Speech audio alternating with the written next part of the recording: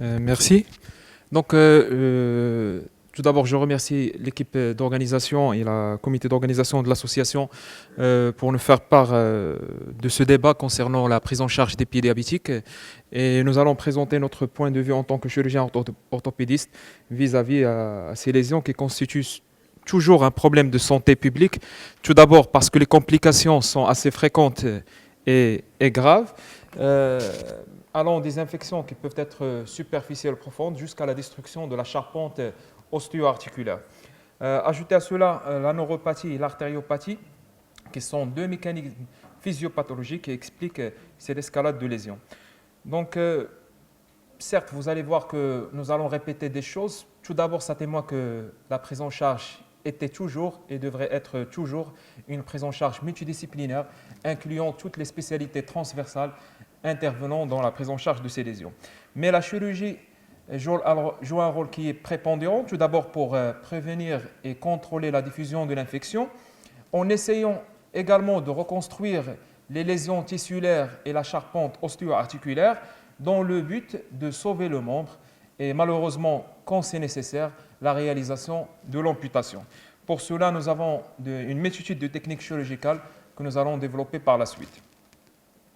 Je ne vais pas m'attarder sur les statistiques et comme ça a été dit, une amputation, ça se fait dans le monde chaque 20 secondes. Selon les registres français, les lésions des pieds diabétiques coûtent 730 € par mois en ambulatoire et peut aller jusqu'à 2660 € si le patient est hospitalisé. Alors qu'au Maroc, nous n'avons pas de statistiques précises par absence d'une unité de soins spécialisée dans la prise en charge de ces lésions. Comme vous le savez, sur le plan anatomique, le pied est divisé en trois parties. Une partie qu'on appelle l'arrière-pied, puis le milieu-pied et enfin l'avant-pied. Toutes ces parties sont articulées par l'articulation de l'isfranc, par exemple au niveau des os de la milieu-pied. Des articulations ou une articulation de l'isfranc, c'est l'articulation entre les os de milieu-pied avec l'avant-pied. Ce sont des niveaux d'amputation qu'on va voir par la suite.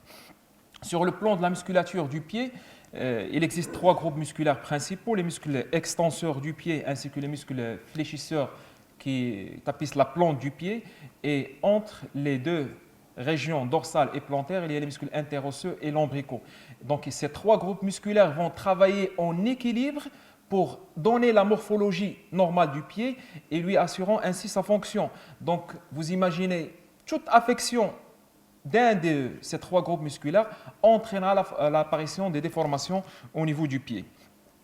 Concernant les contraintes supportées par le pied, comme vous le savez, le pied c'est le segment terminal des membres inférieurs, donc ce sont des contraintes qui se répartissent en trois parties, en trois directions, des contraintes antéro-internes qui emportent la première colonne, des contraintes antéro-externes allant vers le cinquième orteil, et enfin des contraintes postérieures qui représentent 50% des charges soumises par le pied et qui vont aller vers la tubérosité postérieure du calcanéum. Donc on aura trois points d'appui principaux, des points d'appui qui seront placés en regard de la tête du premier méta, en regard de la tête du cinquième méta et en regard de la tubérosité postérieure du calcanéum. Cela donne ce qu'on appelle des arches, une arche interne, arche externe et des arches transversaux.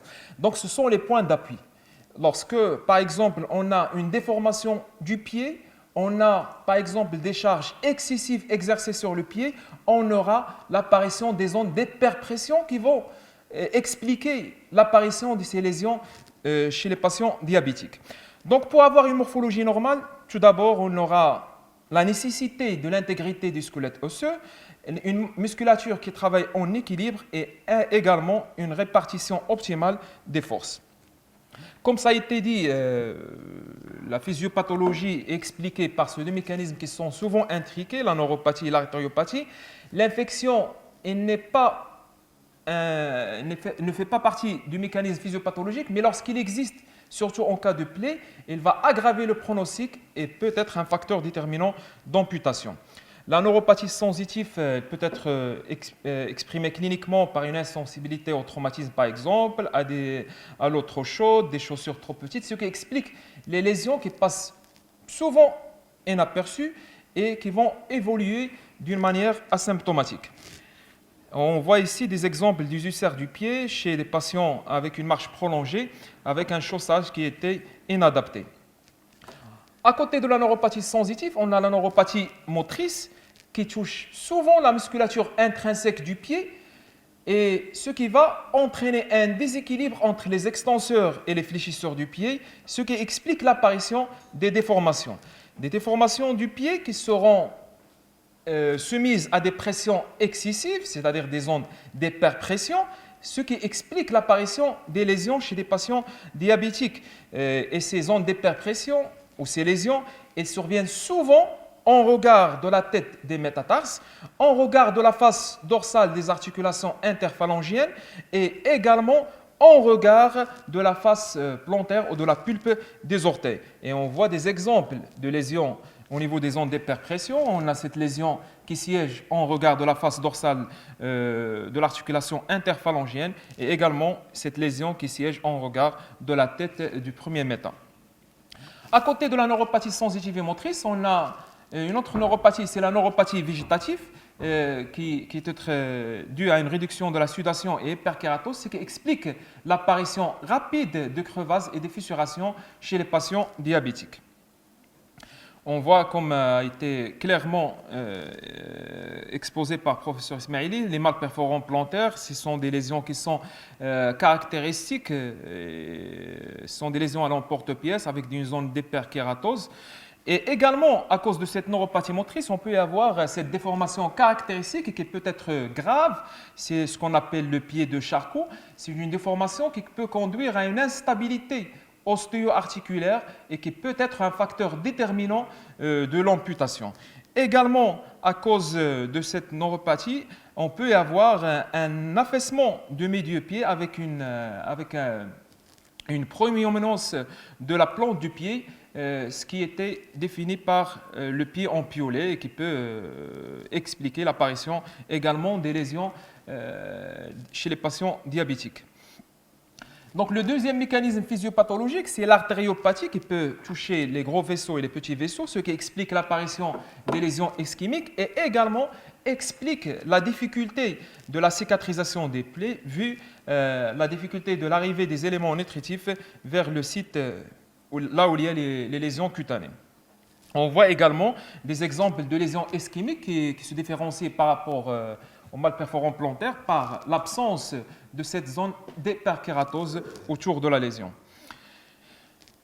Le troisième élément de ce trio infernal, c'est l'infection. Ces infections peuvent être superficielles, par exemple à type de dermo-hypodermite.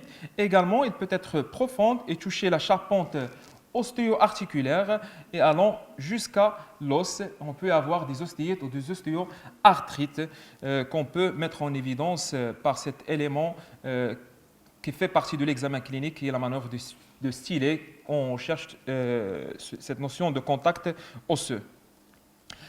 Donc on arrive à notre prise en charge en tant qu'orthopédiste. Donc on peut proposer une chirurgie dite conservatrice, c'est-à-dire qu'on va essayer de sauver le membre, qu'on va essayer de traiter les lésions. Et pour cela, on a une multitude de techniques. Par exemple, en cas de lésion, en cas de collection, on peut proposer des incisions de décharge. On va essayer de vider cette collection purulente et également de réaliser un parage.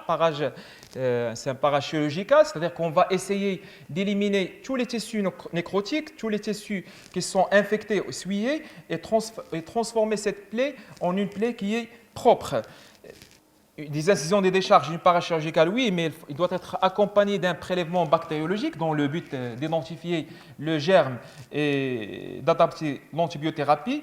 Et surtout, on insiste en tant que chirurgien au parage chirurgical, c'est-à-dire la mise en place d'un drain aspiratif qui permet une évolution spectaculaire par la suite.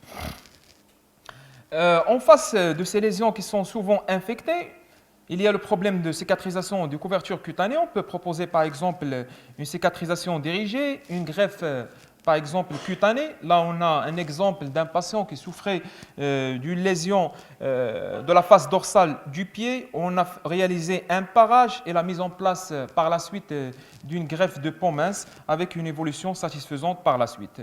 Également, un autre exemple où un patient présentait une perte de substance avec une lésion infectée au niveau de la face dorsale avec mise à nu du tendon d'Achille, c'est une lésion qui reste grave, avec exposition de l'os sous le tendon d'Achille. Donc, on a géré par une parage chirurgicale, également des pansements qui étaient répétitifs, avec mise en place par la suite d'une greffe cutanée avec une évolution satisfaisante par la suite. Également, en cas de présence de nécrose, on peut réaliser une nécrosectomie avec un parage chirurgical et proposer des procédés de couverture cutanée.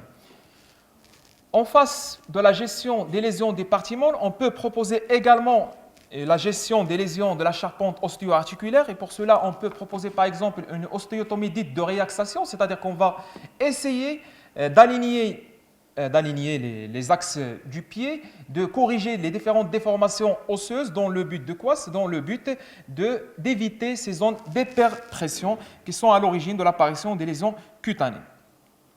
Également, en cas d'ostéite, il faut toujours réaliser des biopsies osseuses qui doivent être généreuses, réaliser une antibiothérapie qui est souvent de longue durée avec mise en décharge du membre jusqu'à la cicatrisation par la suite. Malheureusement, souvent les patients consultent à un stade tardif où la chirurgie conservatrice n'a plus de place et on passe à la chirurgie. À ce moment, la chirurgie radicale, c'est l'amputation. Mais le choix de l'amputation doit être bien réfléchi avant sa réalisation, c'est-à-dire qu'on doit penser toujours au potentiel de cicatrisation. Il faut toujours penser à préserver l'autonomie du patient. Donc pour cela, il faut toujours essayer de réaliser une amputation le plus distale possible pour préserver la fonction du membre. On voit ici des exemples d'amputation, et des amputations avec une infection du moignon par la suite, ou à l'image qui est à droite, une nécrose du moignon.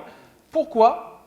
Parce qu'on s'est précipité à réaliser l'amputation sans réaliser une cartographie vasculaire. Alors, le message sur lequel je veux insister, c'est que jamais de faire une amputation, une désarticulation, sans réaliser une cartographie vasculaire qui va nous permettre tout d'abord de préciser le niveau d'amputation et d'éviter les récidives et les complications par la suite. Donc, toujours faire une cartographie vasculaire dans le but de préciser le niveau d'amputation et également de proposer un geste de sauvetage et de revascularisation du membre. L'amputation a des niveaux qui sont bien définis anatomiquement pour permettre un appareillage correct, pour permettre un chaussage correct. Donc, on peut réaliser par exemple une amputation transmétatarsien, une amputation au niveau de l'articulation de Chopard, de Lisfranc. Donc, il y a plusieurs niveaux de réaliser l'amputation. Donc, on voit ici des lésions de gangrène où la chirurgie conservatrice n'a plus de place, où l'amputation, c'est la solution. Cette amputation peut être mineure, c'est-à-dire distale, et amputation, oui, quand il est indiqué, mais il ne doit pas être faite d'une manière c'est-à-dire ne pas le faire d'une manière erronée. C'est-à-dire, on voit ici sur l'image à droite une amputation qui ne respecte pas la biomécanique du pied et on a parlé que les ondes d'appui normalement siègent en regard de premier méta, cinquième méta, alors ça sert à rien de préserver les deux derniers ou les troisième et quatrième orteils en sachant que l'appui se fait en regard du premier et du cinquième méta et de rendre le pied qui est inchaussable. L'amputation également peut être radicale et toujours, il faut penser au potentiel de cicatrisation, c'est-à-dire qu'il faut passer en peau saine et on peut proposer également des gestes de plastie musculaire pour une meilleure couverture du moignon et pour permettre un appareillage correct. Également, à côté de la chirurgie conservatrice ou la chirurgie radicale, on peut proposer une chirurgie préventive. Quand il y a une déformation du pied, on peut réaliser, comme on a dit, des ostéotomies de réaxation, des arthrodèses quand c'est nécessaire, toujours dans l'objectif d'éviter ces zones d'hyperpression. Également, on peut proposer le traitement par vague. Je ne vais pas m'attarder parce que il va être bien développé avec mon ami professeur Tori. Et pour la prévention, il a été bien étayé par professeur Ismaili. Je ne vais pas m'attarder. Et je vais conclure en disant que le pied diabétique est une pathologie qui est complexe, qui impose la prise en charge globale des patients et pas seulement du pied. Et la chose sur laquelle on insiste toujours, c'est une approche multidisciplinaire qui doit impliquer toutes les spécialités transversales avec une bonne coordination pour une meilleure prise en charge des lésions des pieds diabétiques. Merci.